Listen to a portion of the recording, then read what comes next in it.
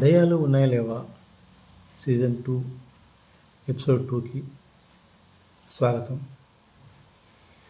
So నేను చెప్పాను కదండి, అంటే చేరామన్నమాట దేవుని గడపలో ఆ ఇంట్లో. సో ఆ ఇంట్లో ఒక ఆత్మ ఉందన్నమాట, పెద్దవాడిది. మాకు తెలియదండి. సో చేరినాము. అక్కడ మాసపేటలో స్కూల్ ఉందండి, ఎస్వి హై స్కూల్ అని. ఆడ జాయిన్ అయినమాట. అక్కడికి వెళ్ళేవాడిని, డైలీ సైకిల్ వెళ్ళేవాడిని.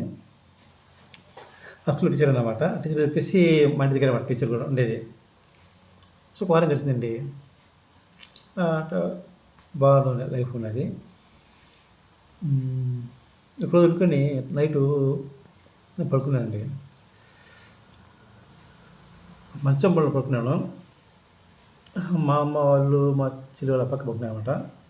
స్టెప్స్ ఎదురుగా మంచం వేసుకున్నాను. అంటే పైకి పోతాను, ఇంకోటి రూమ్ పైన పడుకున్నాను. రాత్రి ఎందుకు తెలియదండి, మంచము టక్క టక్క కొడుతుందండి, సౌండ్ వస్తుంది ఎత్తుకొట్టినట్టు. సో నేను వెళ్ళి చూసానమాట, ఏం లేదు. మా చెల్లి ఏమన్నా ఆడుతుంది అనుకున్నా. అది పడుకోనింది. సరే అని చెప్పి పడుకున్నాను. మళ్ళీ అంటే ఆ మంచం ఇలా కిర్రని సౌండ్ వచ్చిందండి, లాగినట్టుగా. లేచి చూశాను. మళ్ళీ అక్కడ భయం వేసింది. సరే పడుకున్నాను.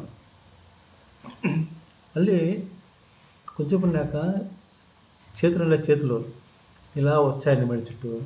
వచ్చేసి నేను మచ్చలు లేకుండా తీయన్న చెయ్యి. అక్కడ మచ్చలు లేదండి, అది పడుకోండి ఆల్రెడీ, లేదు.